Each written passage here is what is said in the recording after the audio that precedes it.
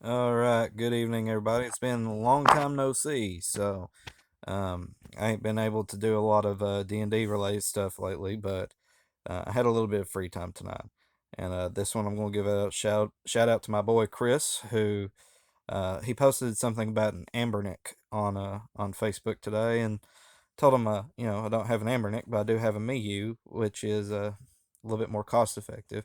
And so I'm going to basically give you my experience and my review of it.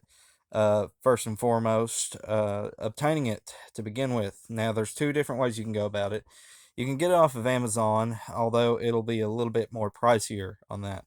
I bought mine from AliExpress. It was like 55 ish dollars, but it took about a month to get here because it was coming from overseas from China. So, that's the give and take. Do you want to pay 10, 15 bucks extra and have it next week from Amazon, or do you want to save 10, 15 bucks and buy it from AliExpress, but you probably get it in about a month? That's up to you. There's no right or wrong decision about it. So the next thing I want to talk about is, of course, the model that I got. Now, what you get in this little kit. Now, obviously, it comes with a case, and it comes with a little charging cord, a little Type C, whatever. It's just a cheap charging cord. Comes with it came with like a flash it came with like a USB SD card reader, which is okay, but I didn't need it because my laptop can read SD cards. It has an SD card slot, and that's it. Came with a screen protector, but I got rid of it, because I really didn't need it. Um, but I chose the old school Game Boy looking one. That was the model that I liked. Looking at the hardware, or looking at the device itself, I need to clean it a little bit. But as you can see, I've gotten some use out of it. You have these triggers on the back and stuff like that, and underneath this on here. Anyway, as you can see, that is indeed a battery port. However, it is a rechargeable battery. It's not going to take like double or triple A's or nothing like that. It does take a normal Type C charger. Battery life on this thing is pretty good. I haven't had it die on me one time.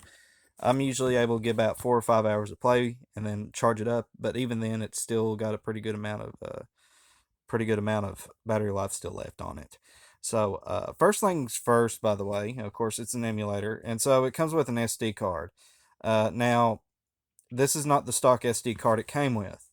If you want my recommendation, first things first, toss the old SD card. It's worthless. It's just a cheap throwaway, and a lot of people have a lot of problems with the stock SD card because it's a generic cheap SD card. It ends up becoming corrupted and dying anyway within, like, I think, a week.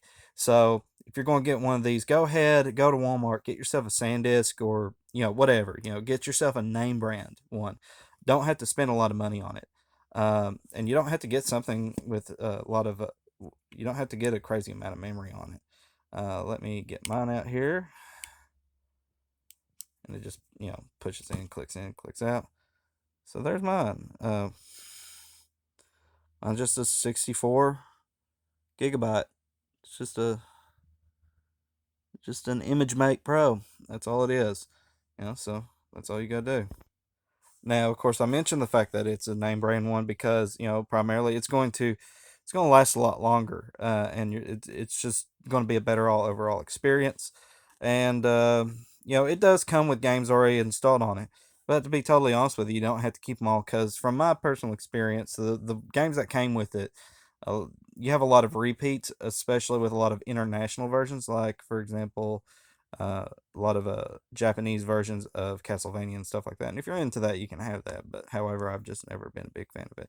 Now, if you get yourself a Miyoo, yours is not going to look like this stock. And I'm going to talk about that. Now, you see things like Onion. This is the Onion Boy HD theme, which is something I want to talk about. If you get a Miyoo Mini, the experience is immensely better with Onion OS. It just adds to the experience better, and you can add a lot more emulators. You can add a lot. You can add themes and stuff like that. Um, going through the themes here. Um, I've got the Onion Boy HD. That's my favorite. You have the PS. You have Onion Boy. Uh, Nano Switch. We all know what that's supposed to be. The pretty basic ones: Game Boy Mini, Cyber Onion, Analog 3DS Mini, uh, Orange, Pac Man, role playing, Silky, Super Onion Entertainment System, System 9, and Tech Dweep. But you can get themes such as Dragon Ball Z, Ninja Turtles, Pokemon, Zelda, Metal Gear Solid, that kind of thing. Um, now, like I said, this comes with a lot of emulators on it. I only have the ones activated that I know for a fact I'm going to play. Like Game Boy, Game Boy Advance, NES, PlayStation, and SNES. I was a Nintendo kid for the most part. It This can't run Nintendo 64. So if you were hoping to get it for that, I'm going to be the bearer of bad news and tell you it's not powerful enough to really run that. Although you do have ports available for this of things like Duke Nukem 3D and Mario 64. So it all comes down to it. The experience with the Onion OS means that you get to customize a lot of stuff. So, for example, I have a lot of box art stuff. You can see as I go down through the list, I have a bunch of box art available. Um, that is actually a ROM hack that So if you are somebody that's into the ROM hacking stuff, here it is. And of course, start it up. I love this game. So as you can see, the picture looks really good. You got volumes at the side here. Now I don't quite have everything figured out yet. I've only had it for about a month and a half. But I use mine pretty straightforward. You know what I mean? Like what I what anybody would use a game system like this for. But it does have like save states, fast forward features, and stuff like that. I'm sorry, I just love this game, but it's one of my favorites. Link's Awakening. But anyway,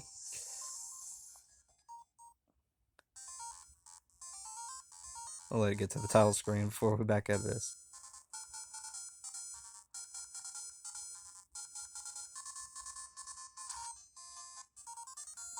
So anyway, we bring this up. This is the Retroarc menu. You can restart, reset. You can close the content, which we're going to do, and you can quit Retroarc. Now, Retroarc also has some things like if you're one of those guys that likes to have achievements unlocked, like what you get in a lot of modern gaming systems, you can do that through, I think it's called Retro Games or something like that, Retro Achievements, something like that. And as long as you got an internet connection, you can create an account and it'll upload it to this. But, I have a lot of different games, some ROM hacks, some legit title games. Of course, the SNES got. For those of you that are Dungeons and Dragons fan, of course, I've got the old SSI games. Um, I love Battletoads, so I just keep going back to Battletoads. It makes me happy looking at it. This is one of my favorite games of all time too, Castlevania. Um, Contra. I mean, how can you not have Contra? You know what I mean? And Dragon Warrior. I love the Dragon Warrior series, and of course, Ducktales. I mean, Lord of Mercy, how can you have this and not have Ducktales? But of course, Final Fantasy, like a lot of people. Uh, Ghosts and Goblins. A lot of y'all familiar with that. And this you won't get this as standard. The box art you won't get that as standard to your experience. So but it's not hard. If you kind of mess around with it and kind of search around, you learn how to put the box art in. Although it is, if you have an internet connection, it can sometimes be easy. I think I did have trouble with some games. Like, I think, for example, Ninja Gaiden 2. I had a hard time getting the box art. But pressing Y would, you just go down to the scraper. But, I've already got the box art, so I don't need it. But I don't have the internet connected anyway to it. And, it would automatically download it. But this one I had to put in manually myself. Um, And then of course, like I said, it's powerful enough to run uh some PlayStation games. I've got Symphony of the Night, Crash Bandicoot, Duke Nukem Time to Kill, and Total Meltdown. The games that got me grounded a lot. Clono, Mega Man 8. I love Mega Man 8. And of course, Mega Man Legends, which does run pretty good on this thing. So, there's a lot of people that love that particular game. Yes, it runs fine on this. Metal Gear Solid, which this was a 2 disc thing off of the, I think, what is it called? I'll come up with the site later. But, I had, and of course, I was a huge wrestling fan when I was a kid. So I had all these, like, I basically recreated the library I had when I was a kid. And of course, added some games that I didn't necessarily have as a kid, but would either rent a lot or wanted to play them, but never got a chance to. Uh, this one, Super Star Wars, I remember being a very tough game. I did beat it when I was a kid, but Lord, I ain't played it in a long time. Um, and Disney licensed movie games were a lot better back then. So, of course, you got the Aladdin and Lion King games that were really good, right? Uh, Battletoads, again. Bazooka Blitzkrieg, which is a fun game. Uh, Dracula X. This was one of my favorite games of all time. Is Chrono Trigger. Love it. Contra 3, Donkey Kong Country, Dungeon Master, Earthbound. I mean, Earthworm Jim, F Zero. Like, of course, a little bit different numbering categories here in the West, but Final Fantasies. Um, I think R2 is their 5 and their 6 is R3. So, and I love this game. I grew up with the Jurassic Park games. Uh, I understand a lot of people hated them. I loved them when I was a kid. But, that's me. Of course, one of my favorite games of all time was Link to the Past. But yeah, I mean, it, it doesn't cost a lot of money.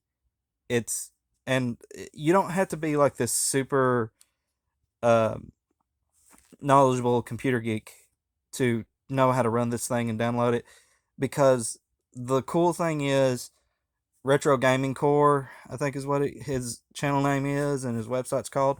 He has a lot of how-to videos and stuff like that, and even the Onion OS site has a lot of how-tos to explain you through the process of getting what you want.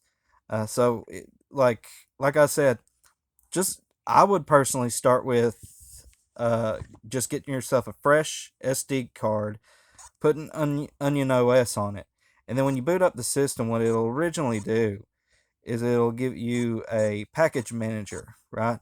And so it'll ask you, because I showed you very little of what it has, but as you can see, you can have Atari and arcade games. You can have uh, Commodore. Um, you can have Sega. A lot of, and the Game and Watch. That kind of stuff. Um, has a lot of options. You don't have to be this super high tech guy that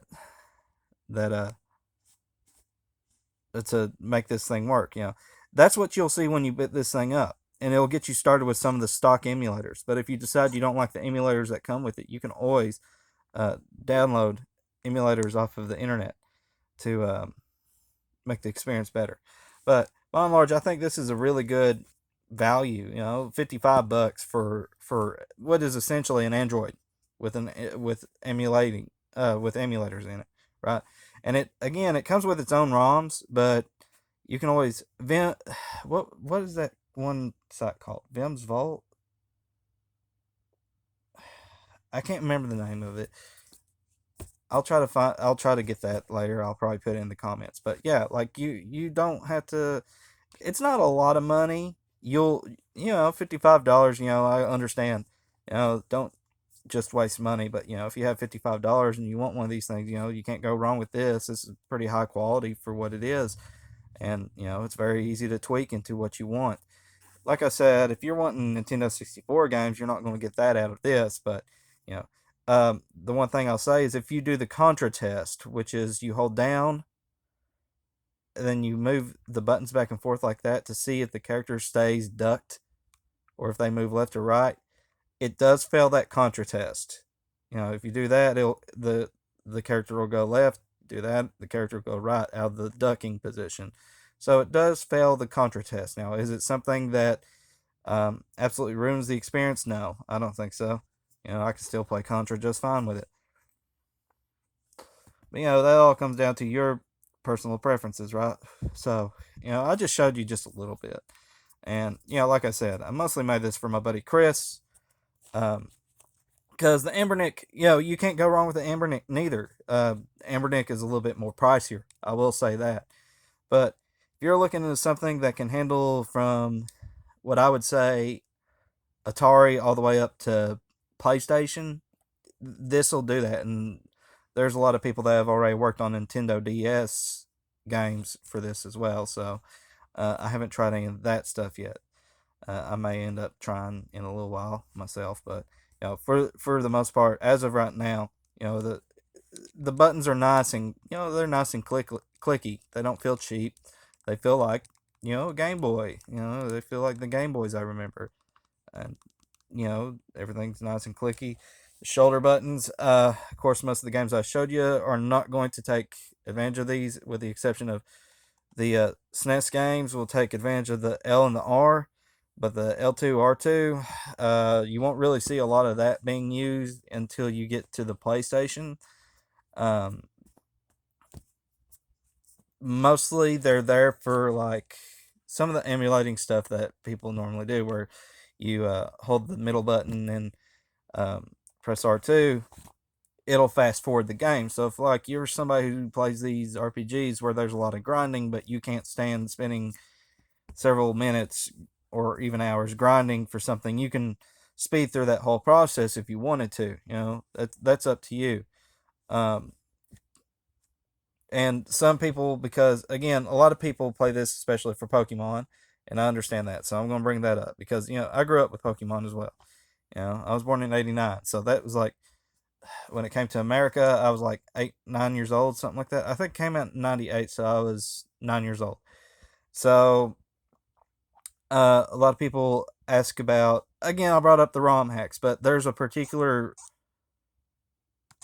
famous one that people love right now, which is called Crystal Legacy.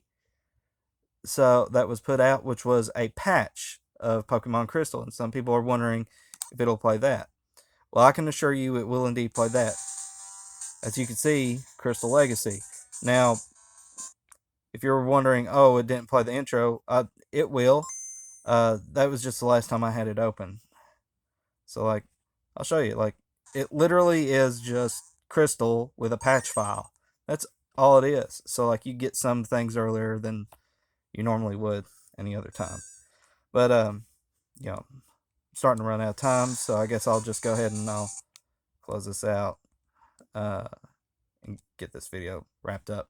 So, anyway, hopefully have more D&D related stuff for you guys up soon. It's been kind of a roller coaster ride for the last couple months on my end, so I haven't really dedicated a lot of time to streaming Bloodborne, because I know I got a lot of subscribers from that. I had a lot of time to get to that stuff, but this thing I have had time for, because it's just a pick up and play thing. But as always, guys, take care. God bless. I'll see you on the other side. Thank you for watching.